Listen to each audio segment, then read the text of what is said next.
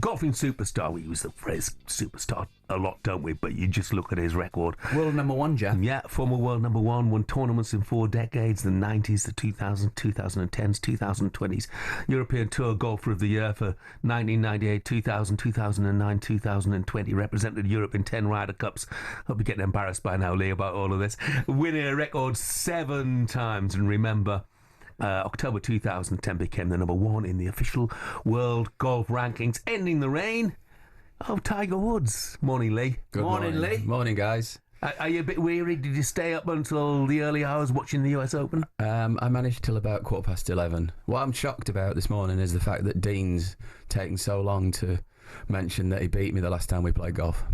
Yeah, he did sort of briefly mention it, but he didn't give the full lurid details. So what happened? Well, I should have retired because I beat the world's number 1 on his own course. He should have retired a couple of times, shouldn't you? He gave me 9 shots. He's trying to say for 20 quid.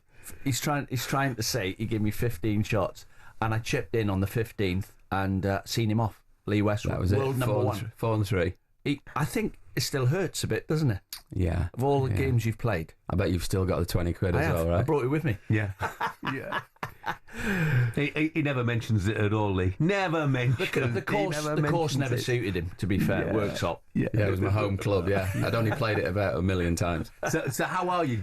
I'm very well, thanks. Yeah. Pleased to be here. Good. Having a few days at Ascot? Having 3 days at Ascot after this, so I love my horse racing. Yeah. No runners, unfortunately, but no, that's a shame. Well, it takes a bit. It takes a bit to have a runner there, to be brutally honest. Doesn't it? Don't look to me for any tips. Should we talk a bit about last night? JJ Spawn. I mean, an unfamiliar name to a lot of people. Yeah.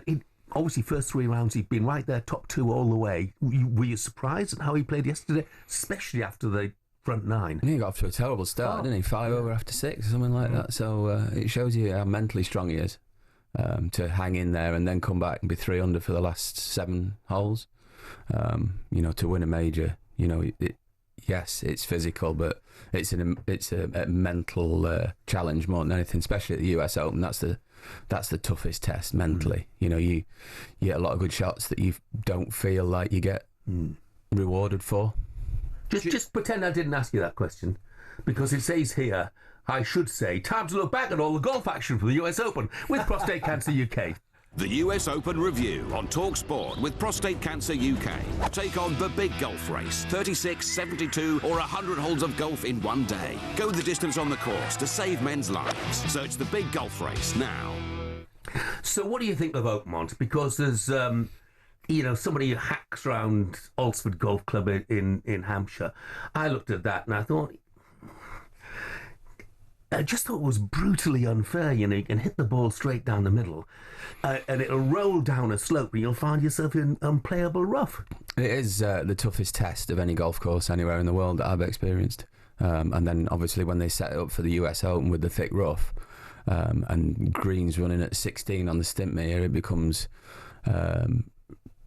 borderline unfair at times, I would say. That golf course wasn't designed for those conditions, but it's just the way the modern game's gone now, because players hit it so far. You've got to I don't want to say it, but you've got to trick the golf course up in certain ways. So to reward the accurate player, you've got to penalise the inaccurate player, and the only way to do that is grow really thick rough. Unfortunately, they grow thick rough around the greens, so you see the guys trudging in there and playing the same gouging shot out around onto the green. So the only thing with the US Open is, yes, it's a great test, but you kind of don't get the short game skill that you would see at other tournaments. Those guys that are great at that, they can't use that at a US Open, so that's taken out of their hands a little bit. I did notice as well the backs of the fairway bunkers, which are probably designed for the ball to roll into the bunker, that the rough on the backs of the bunkers. I've never seen so many golfers stood trying to hack a ball out the back of the bunkers. Yeah. Well, when you're hitting it offline and it's going towards the rough, you don't really want to hear players shouting out, get in the bunker, where it's an easier shot, because they're supposed to be hazards, aren't they? They're supposed to make it harder. So, that's why they do that. So you've got to, you're penalised for going offline, and you've got to hack out onto the fairway. You tend to find that players with a great wedge game do well at the US Open, because you do miss fairways, so you've got to hack out and you'll be 80, 90 yards short of a lot of greens, and trying to get it up and down. So, that's why you get, I don't want to say strange winners, but you get the guys like JJ Spawn, who's got a great wedge game, great at making putts. He hit a lot of fairways, there's no doubt about that. But do you know when we played, you won't remember this, one thing I remember him saying to me was, because Colin Montgomery was the European champion seven, I think he won on the bounce, didn't he? And yeah. you were coming along and you were nearly doing him, and you eventually did. And I said to you, what's the difference between you and Colin Montgomery right now? And you said to me, his bad round is 72 and mine's 73. Yeah, and over 4 days, it's 4 shots. Yeah, that's the thing at any high level sport. It's not how good your good days are. They say in golf, we can all go out and shoot a 63 or a 64, the top players. It's how good your bad days are. So it's damage limitation, which especially at the US Open, you see guys having a bad day and they'll shoot 6 or 7 over. Look at Adam Scott yesterday. Yeah. Shot 9 over. Takes him right out of having a chance to win. But when guys can go out and have a bad day, especially at US Open, and it only be 2-3 over par, it keeps him in it. Yeah, and we had so McIntyre and Hatton I woke up and they were leading. Yeah. Well, when I went to bed, Adam Scott was joint leader. And I came back and I looked at the leaderboard. Where is he? Things change fast at a major championship, especially US Open on the back nine. And when you're playing in it and you're in that atmosphere, it starts making your head spin. What do you think of what's happening with Rory at the moment? I mean, when he comes out and says, I'm not bothered about making the cut, I'm not sure I want another 2 days here. Yeah, it's a tough one. Yeah, I can see where he's coming from, but you probably sit down today at home and think, I probably dealt with that in the wrong way. The thing is, when you're a golfer and you come off the 18th green, you're very emotional and you're still thinking about it, and you just sometimes say stuff you might regret. Yeah. I mean, one of the things I like about the big golf tournaments, now you say when you come off the 18th, everybody's still got time to sign autographs and balls and hats. It's very, Dina, it's very unlike football, where the golfers are still willing to give the paying public their time, if you like. Yeah, DeChambeau sort of changed his image, hasn't he? He stays out there for, I think he was going down the wrong road press-wise, and he's decided, right, I'm going to put myself out there on YouTube and signing autographs, stays out there for hours. Yeah, I've always got on really well with Bryson. I played with him when he was an amateur in the Australian Open, and I played with him as a professional. And he was going down the wrong route and getting a bad reputation with the public. But he's managed to turn it around with his YouTube channel, and he's a very personable lad. He's got a good sense of humour, and he knows a lot about the game, and he's almost sort of trying to reshape the game really with the way he does things. He's very scientific about things, and he does a lot of research and homework on it. We get on to it. How's the playing on the LIV Tour? What's that like? Well, for me, it's great. I mean, it's very different to the other tours. It's kind of like a Formula One style of golf where we're going all around the world. Only a 14 tournament schedule. There's music playing and it's shotgun start, and there's only 3 rounds to a tournament. So it is very different, and that's, I guess, where people's objections have come to it. What about the noise? When you're on the tee, gone from silence to music blaring in your ears and people screaming. Does it put you off? It took a bit of getting used to at first. I won't lie. With the music playing, but now if I play a tournament where there's not music playing, you tend to notice a lot of other things that are going on around you. If somebody moves in the crowd or says something. Whereas, when we're playing on LIV and there's music playing, you just don't hear it. So I think that's a good thing in a way, because people, I've got kids, and when they're younger, you can't keep them quiet, can you? You take them to a sporting event, and it kind of put people off taking them to golf events. But now, you see on LIV, a lot younger crowd turning up. Look, Lee, you're with us for 2 hours, so a lot of questions to come. It was an amazing season, wasn't it? I mean, obviously, Lee, you're a big Forest fan. What did you make of it in the end? Were you happy with 7th? If somebody had given you a 7th at the start of the season, you'd have taken their hand off, wouldn't you? Yeah.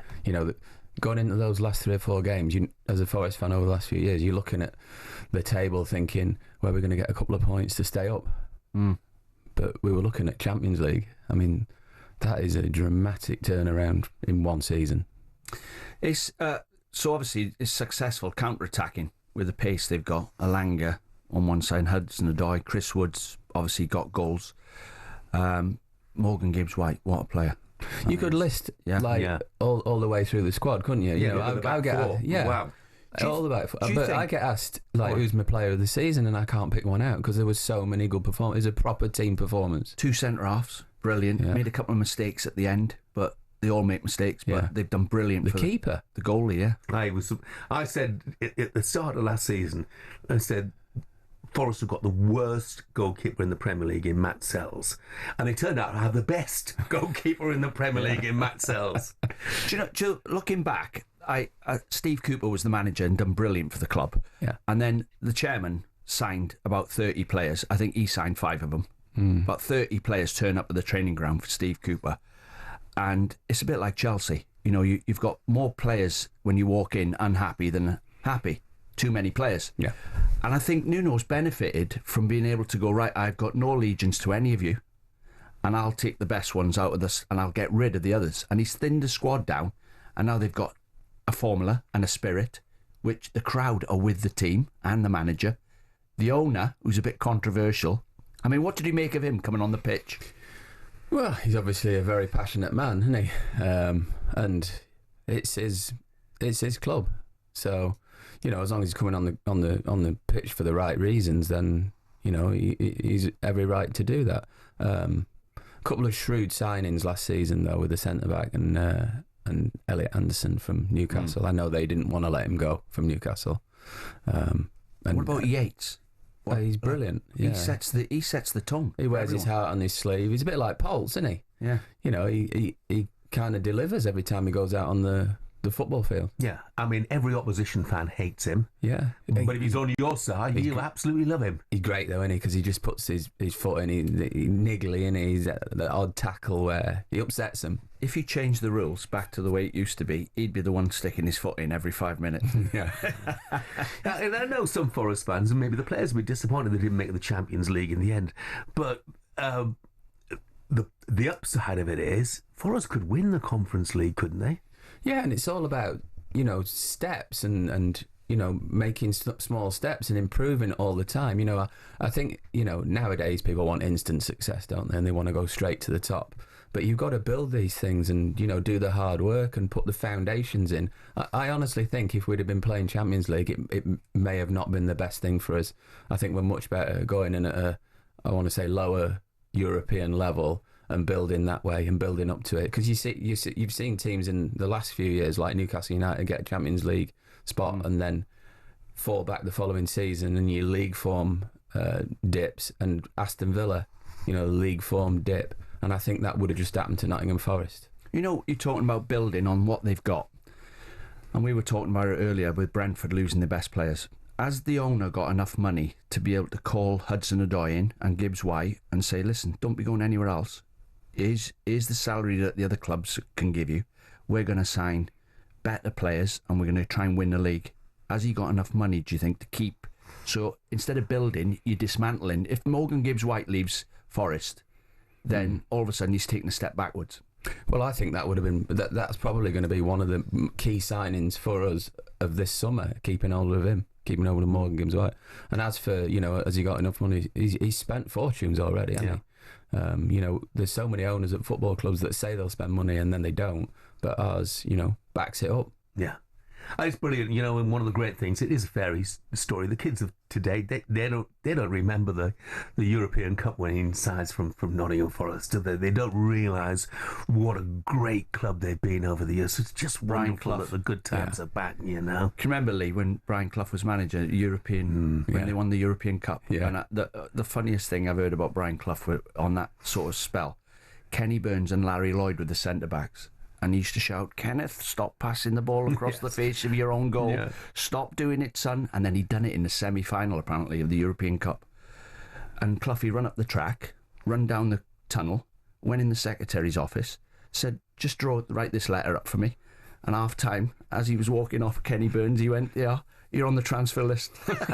give him the envelope at half-time. Yeah. But, you know, bringing that up to modern times, that's what I like about this Forest team. They don't try and play it around at the back all the time. They're not afraid to ping it forward to Wood, him lay it off, and then you get the wingers involved, right? Yeah. I think for a spell there, football came a bit too predictable, where City started it off where they passed it around and wanted to pass it through teams, and then everybody tried it. Well, that's a high skill level thing to do and a way to play football, and not everybody can do that. So you've got to play to your strengths. It's refreshing to see somebody do it differently, isn't it? Yeah, you've got to play to your strengths. There's about 10 players in the world, in the whole world, that you can give them the ball with their back to goal in midfield and don't lose it ever.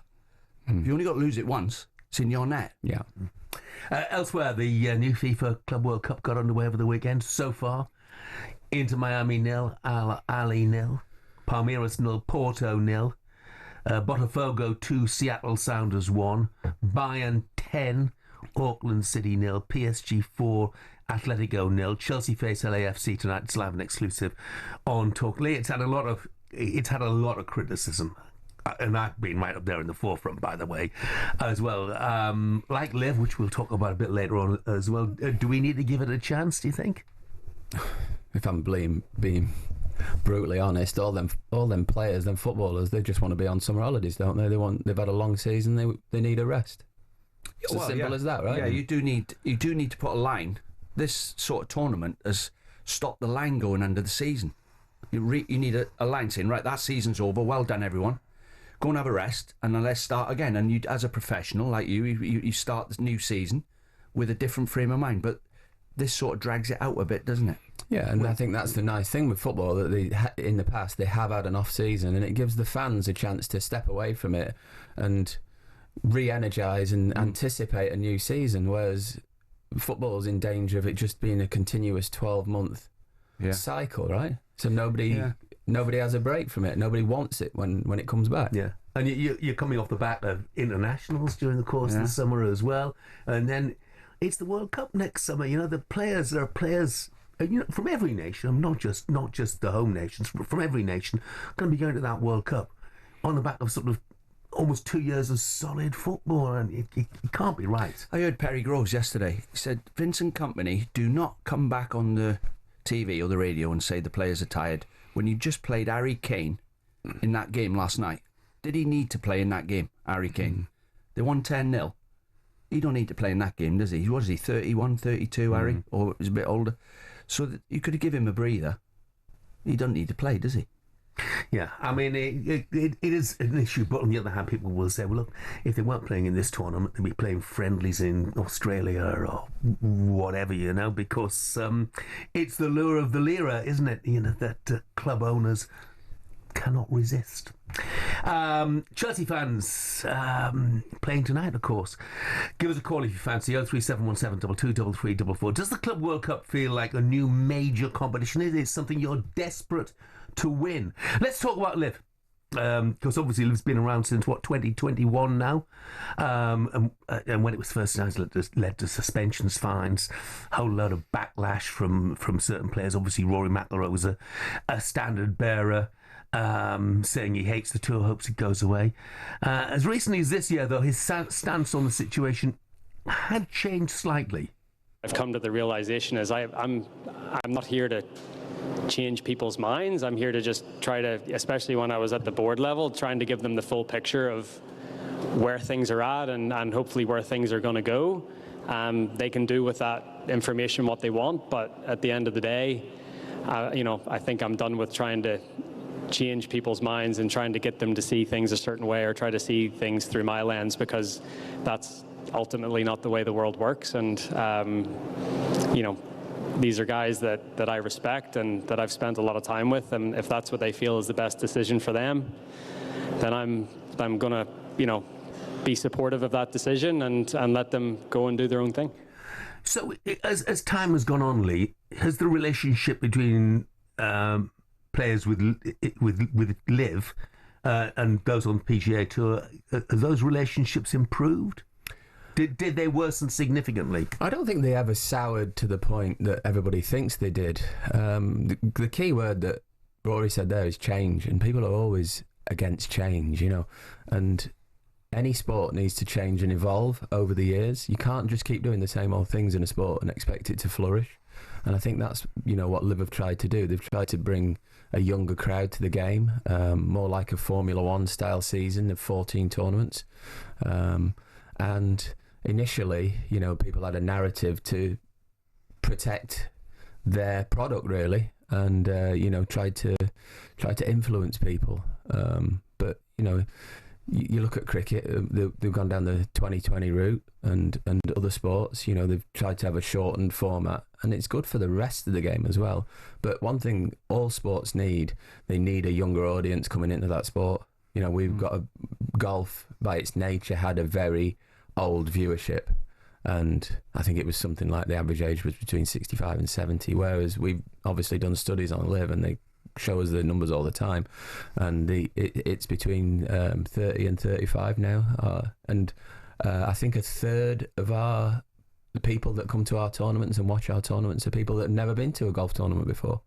So it shows the impact that it's having on getting new eyes on the sport.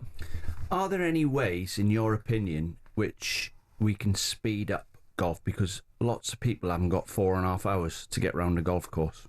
This is a problem with golf. You know, it takes too long. You know, somebody goes to work, I guess, 5 days a week, and then at the weekend they tell their wife they're going out for 8 hours to the golf club. Not going to be too happy, are they? So it takes too long, and it's too expensive. Memberships at golf clubs are too expensive. Equipment's too expensive. So there has to be a way to make it more affordable and faster. On LIV, we don't ever play really more than 4 hours 35 minutes because we're a shotgun start and only 54 people. You know, we get round fast, and that's great because you don't need to go at 7 o'clock in the morning to see your favourite player. We're all tee off at 1 and we're done by 6 pretty much. So, yeah. And then there's other entertainment going on around the course. You know, we've got petting zoos for the kids if you bring your kids along, and then we've got concerts after play and things like that. So it is very much a entertainment product. Yes, you can still have your 72-hole tournaments. You know, we've seen what a great spectacle the US Open and the Masters were this year. You know, there was. It's incredible the drama that the Masters produced with Rory and Justin Rose going head to head. And that can happen, you know, 4 or 5 times a year where the best players get together. But it's always been the case that the best players in the world have only ever got together for that amount of tournaments. They've never played against each other week in, week out for as long as I've, you know, played golf, and that's been the last 33 years. I don't. This narrative that, you know, the best players have got to play together all the time just doesn't wash with me. Mm. Anything you miss about the PGA Tour? I'm not sure whether you'd be able to say that or not. Listen, I played for a long time, and I was only ever a member of the PGA Tour for 6 years. You know, I always wanted to be a member of the European Tour. That was my tour, and you know, I was very committed to, you know, supporting that tour.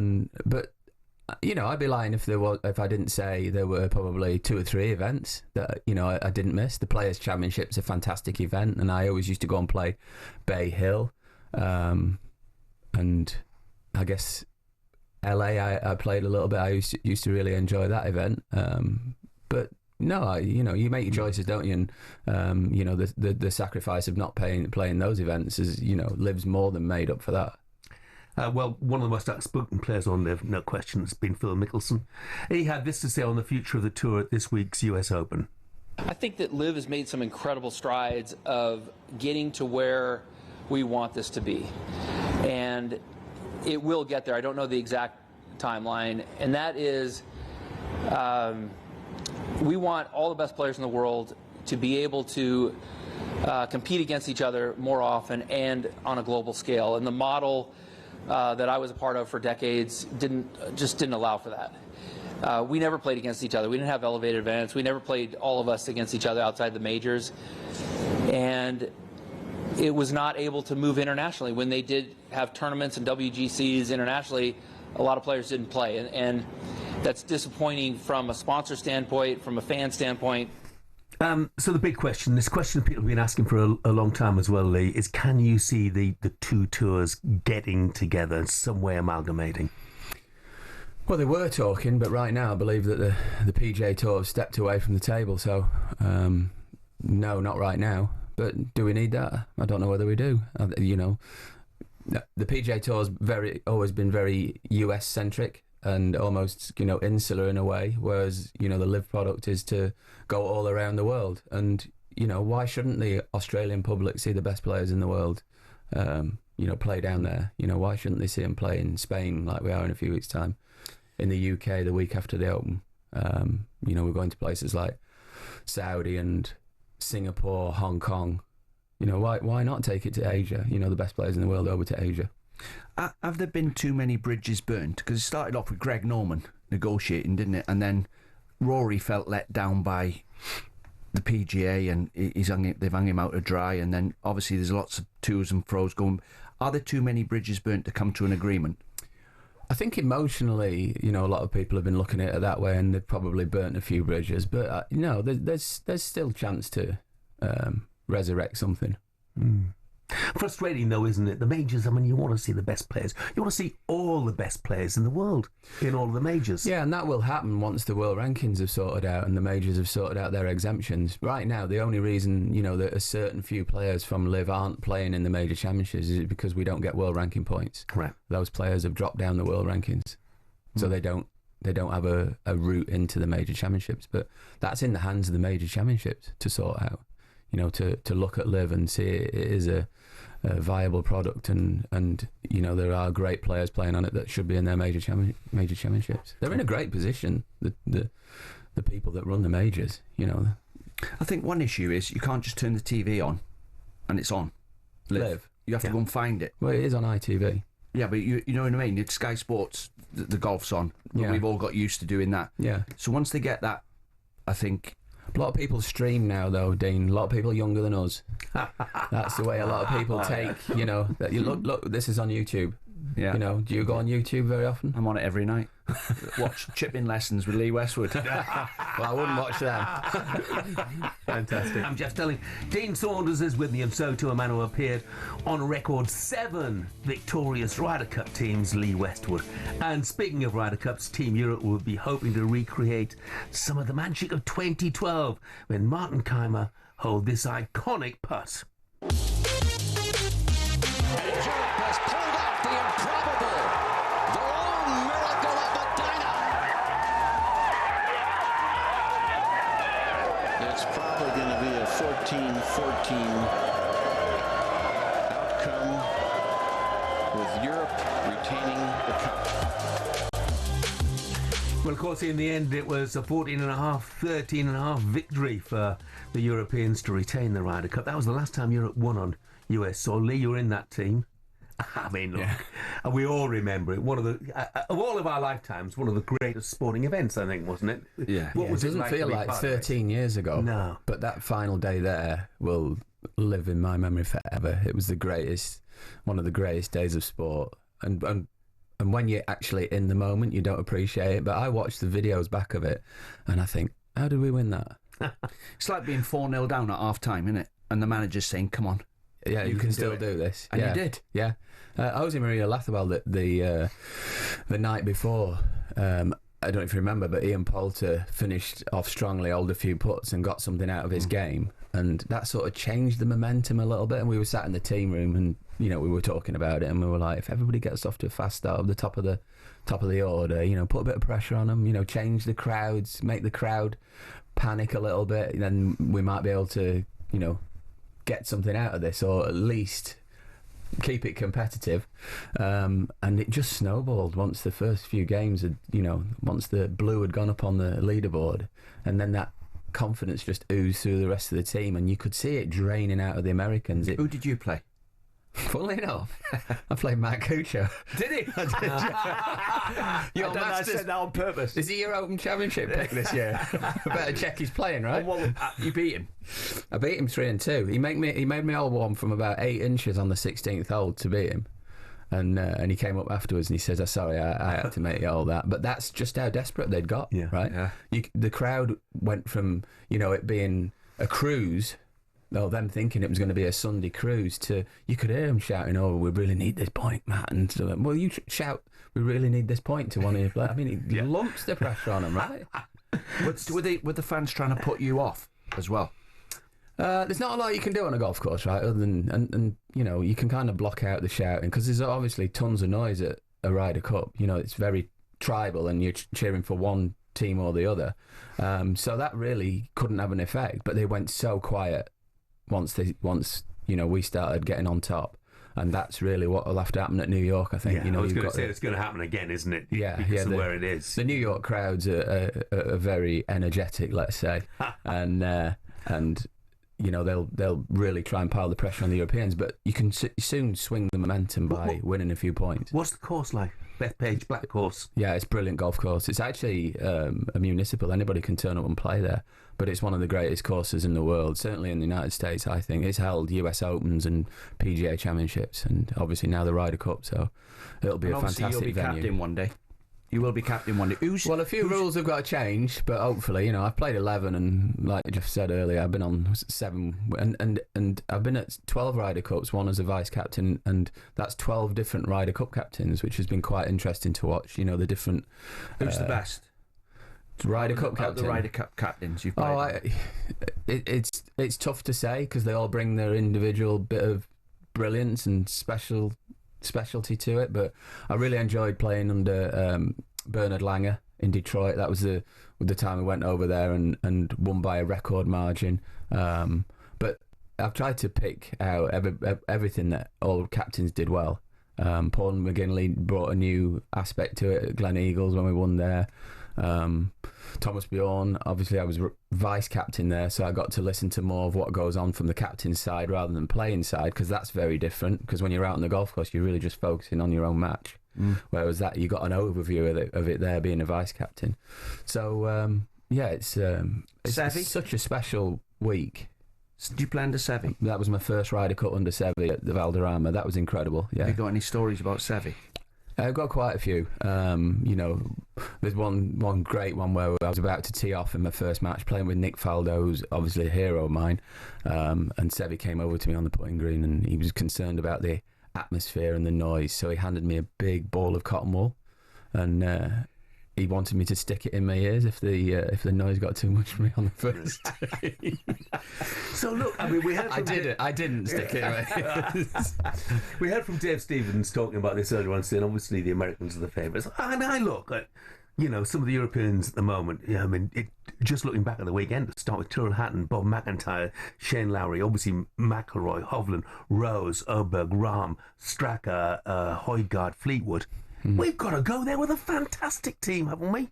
Well, if they retain the form that they've got at the moment, it's an incredible bunch of players, and loads of options as well.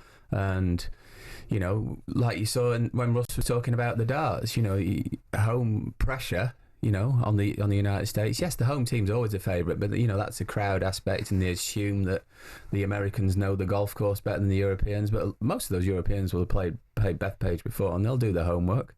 And you know, I'd say it's pretty even at the moment if I was setting the odds on it. A couple of the lads from my golf club, Lee, have asked me to ask you, what is the best round of golf you've ever played in your life? Probably the best round of golf I've ever played was in 2009 in Dubai, and myself and Rory were going for the Order of Merit, and I needed to win the tournament to make sure that I could win the Order of Merit for the whole year, and I shot 64 the final day, and ended up winning the tournament by 6 and the race to Dubai.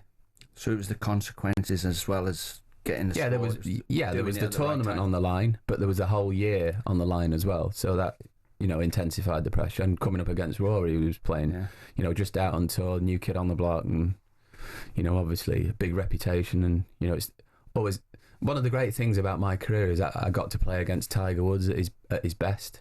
You know, people, you know, say to me, what's the highlight of your career? And I'd say getting to world number 1, but it wasn't just getting to world number 1. It was the fact that I took the world number 1 spot off Tiger, who in my eyes is probably the best player ever to play the game. What do you make of it when people compare Scotty Scheffler now with Tiger Woods? Well, when you lay the stats side by side, he's got miles to go. You know, Tiger was so dominant. I don't think anybody will ever be as good as Tiger. I'm not sure he's finished yet. Tiger surprised me. Well, he might come out the woodwork. Yeah. So what about the question about Keegan Bradley then?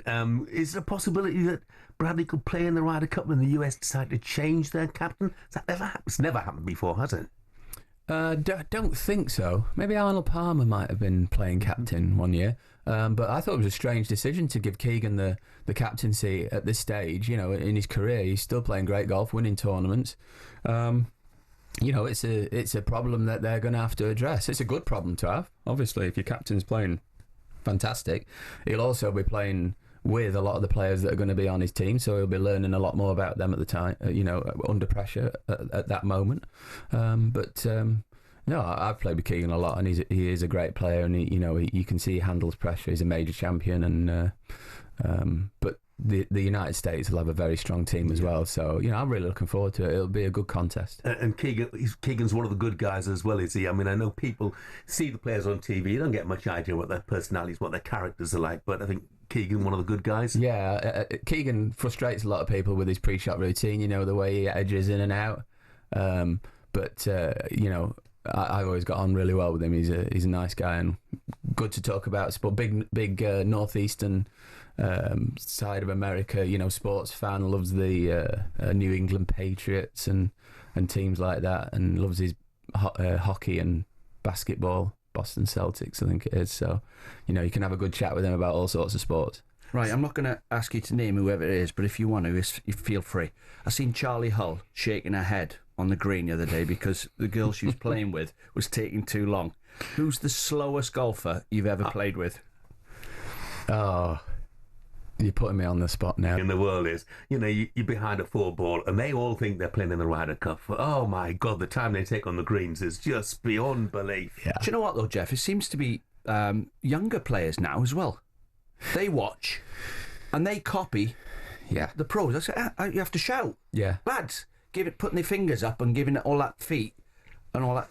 Get on with it. It is the tour players' responsibility to speed up a bit, because we're setting an example for the kids coming through, right? So it starts with us. We've got Lee Westwood with us in the studio as well, and we've touched on Rory McIlroy. And of course, he declined to speak to the media after all 4 rounds of the PGA Championship. Then he did the same for the first 2 rounds of the Open. So when he fronted up on Saturday, he was asked if his silence was based on his recent poor form. No, not really. It's more a frustration with you guys. But yeah, I don't know. I mean, I've been totally available for the last few years, and I'm not saying maybe not you guys, but maybe more just the whole thing. The whole driver thing. Yeah, part of. Yeah, I mean that was a part of it, but it's not as if like at Augusta I skipped you guys on Thursday, so. It's not as if it's not out of the ordinary. I've done it before. I'm just doing it a little more often. I feel like I've earned the right to do whatever I want to do. Yeah. He's given so much of his time to the media over the years. Should he be forced to speak to them? Well, being a professional athlete, it is part of the job. But I can see where he's coming from. I maybe wouldn't have gone about it quite that way, but I think part of the issue that Rory probably has, I think the driver issue, where his driver failed a test, I mean, that happens a lot, but that was probably the straw that broke the camel's back. Yeah. I think most sports media is well respected, but it seems like everybody with a social media account now, people believe, are experts, and a lot of them are not. They're just somebody that are picking up little bits from here and there and putting it out, and by the time they put all that out, into social media, it's a lot of it's for clickbait, and it just people start believing it's the truth, and I think that's probably what's frustrated Rory more than anything. Yeah, because it's picked up by the national media then, isn't it, who've got people who just specifically look at social media, and it becomes presented as fact, if you like. And we had journalists, in football, like we had journalists that wrote for the main newspapers who we trusted eventually. You say, tell them something and they don't turn it into something else. That seems to have disappeared a bit, hasn't it? It's gone now, because if somebody gets a story, you've got to put it out quick, else somebody else will put it out before you, right? It's not an exclusive anymore, and it's all about exclusives and getting the news out as fast as possible nowadays. Now look, I know you did live for a time out in Palm Beach, Florida, before you moved back to God's country in Newcastle. Northeast, Yeah. I've been told to ask this. Donald Trump, keen golfing fan, did you have any dealings with him? Yeah, when I lived in Florida from 2012 to 2015, and I actually played with Donald Trump quite a lot. Yeah, I used to get a text, "You doing anything this afternoon?" And I would go down and I got playing a 2-ball with him. So I've spent quite a lot of time with President Trump. Yeah. Well, what's he like as a player? Well, I got to say, as a man, I think he's a nice human being. You know, I had my family around him, and he treated my family fantastic and with respect. As a golfer, he kind of gets it round the golf course in his own way. He's a fantastic putter. That's the biggest praise I can heap on him. Is it? By the way, you've been close up to him. Is that a wig, or is it? It didn't look like it's a very good one. If it is, it didn't look like it from where I was sat, and I was sat on a cart right next to him. Now, look, the story in the Sun a few months ago. Alan Shearer was set to caddy for you at the Masters. He was. What happened then? It was a great story. He was scheduled to caddy for me in the par 3 tournament, and then my wife came, so we arranged that she'd do it. And then I think he was to do it again, and somebody else came, so they did it. And then finally it came round to Alan's turn, and we got him all dressed in his whites and everything, and we got on the range, and I was hitting a few balls to warm up, and a big thundercloud came over, and they blew the horn, and it's the first time in the history of the Masters that the par 3 tournament's ever been cancelled. I've never seen anybody so disappointed. Stood on the range. He loves his golf, doesn't he? He loves his golf. Yeah, Right. we played together a few weeks back at Close House, and it was a Ryder Cup style match, and it was me against him in the singles on the final 9 holes. And I mean, he's like you. He just asks for too many shots, and you know, if you don't give him a load of shots, you know, he gets the ump. Well, So he ended up beating me 4-3 over 9 holes. did he? Yeah, He beat you. yeah, That's another one. yeah. Another one. It's Yeah. totting up. Do you know what? How much would he be worth now, Alan Shearer? Oh. Imagine in the market today, 118 million. Alan Shearer. You Imagine. probably couldn't put a price on him, could you? No. Warrior. I was fortunate to be his coach at Newcastle. Well, I watched him training. What a warrior. Every day training. Great professional. Yeah. Just a question here. Actually, we mentioned it, so might as well try and clear it up. Liam from Guildford said, what would have caused Rory's driver to fail the test? Well, the manufacturers try and get them as close to the edge as possible in face thickness, and if you've played with it for a long time, they just naturally thin out, and he'll have hit hundreds and hundreds, and he won't have known until it was tested. So, you know, it's just one of those things. I've had faces crack; they normally just crack, and then you change it out. But you know, sometimes they get so thin and they fail. Could you explain this one for me? I heard someone say dispersion rate, right, on the TV the other day. Right. His driver has got a dispersion rate. Does it mean what I think it means, that your ball can only go so far left and so far right? It corrects itself. Are we talking about your ball or my ball? Yours. Yeah, some drivers are built with a tighter dispersion rate than other drivers, basically. You know, they say that some driver, I use a Ping and it's got one of the narrowest, there are other drivers available, by the way, and it's got a tighter dispersion rate, but it's very much on the individual, you know, it's... So it's all set up to your swing and everything, and yeah. does it mean, though, you can only hit it so far right? In theory. Does it? I'm going to get one of them. I've got a question just from watching the last 4 days as well. How much impact does Tyrrell Hatton talking to his putter after he's missed a putt actually have? Because he talks to his putter after every putt. Yeah, I mean, that's his way of releasing the tension, right? And, you know, as golfers, we try and blame everybody else. Left or right, it's the coach's fault. Long or short, it's the caddy's fault. So that's our rule. His ball did hit a divot on one of the holes. He missed the putt by about 6 inches right, and he was pointing at the divot. I thought he was going to go and pick on the divot. Tyrrell always gets wound up, even at non-US Open events, and I saw where he'd said that, you know, I'm normally like that and losing the head, so everybody else is back to my level the week of the US Open, because it just puts everybody on the edge and everybody loses the head. Yeah, I think Wayne said that he'd walked on one of the practice days. He'd walked round with Tyrrell. He said it was really interesting to hear Tyrrell on this course. You know, and I can imagine what it was like. He's a great character. Yeah, I love spending time with him, and he's a great player as well. But he's great to watch. He's fantastic. What's next for you after Ascot? When are you next in action on the golf course? I am playing in Dallas next week, LIV Dallas, and then a week off, and then we play in Spain and LIV UK JCB at Utah. And your last round, you shot 62. I shot 62 in Washington. So can I have a bet on you this week? Only a small Well, bet. just have a check, see What if I I'm can playing afford. first. Okay. But my form's definitely good. I'm rounding into somewhere where I'm confident. And still loving it? Still loving it, yeah. I love playing golf tournaments, obviously, but I also love going away from the tournaments and doing the work on the range and on the chipping green and putting green and in the gym. That's where people's enthusiasm starts to go, but I've still, got the enthusiasm to do all the hard work away from the course. Wonderful. And the enthusiasm to come in here at 8 o'clock on a Monday morning and spend 2 hours with us. We really appreciate My it. pleasure. I listen to the show all the time, so nice to be we're privileged to have you in here because, he is the equivalent of... for me, there's Nick Faldo, Colin Montgomery and Lee Westwood are the 3 best golfers we've ever had. Showing your age now, Dean. Well, you can go back as far as you like, but if you ask me to name 3, you're in one of them with Nick Faldo and Monty. Did you take 20 quid off the other 2? I've not beat. They're slightly better than you. Them 2. Thanks. No.